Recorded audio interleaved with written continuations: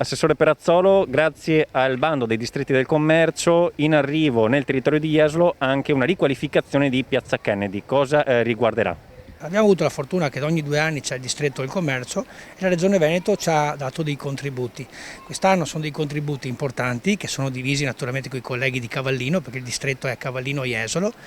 e faremo un intervento che sarà tutti dalla parte invernale, sarà lo scavo e tutti i sottoservizi nuovi con i pozzetti e quant'altro. Non andremo ad intaccare le attività che sono vicine perché sarà una recinzione molto soft, uno scavo più piccolo perché ci sono delle tubazioni diverse, e naturalmente avremo lo spostamento provvisorio di una fascia nell'ambito estivo dei mercati, e questo porterà a che non si perderà nessun venerdì.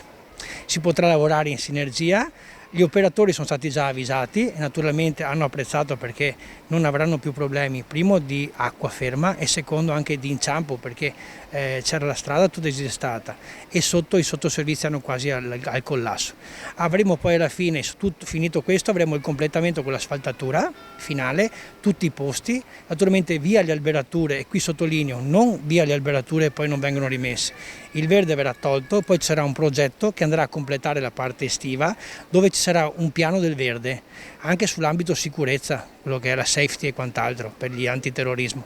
e poi alla fine la casetta dei vigili, quella che adesso è sopra il marciapiede, andrà fatto un ufficio informazioni serio, con scritto polizia locale, una casetta che è 3x4, molto bella, tutta invetrata, così le attività dietro non saranno coperte, e lì sarà il punto di riferimento dei vigili e naturalmente di quello che è l'informazione di Jesolo. Dunque, piazza nuova, parte invernale, i bidoni degli rifiuti, quelli grandi, verranno spostati d'estate per non avere più quell'odore quando si cammina, e ci saranno tutti quegli accorgimenti di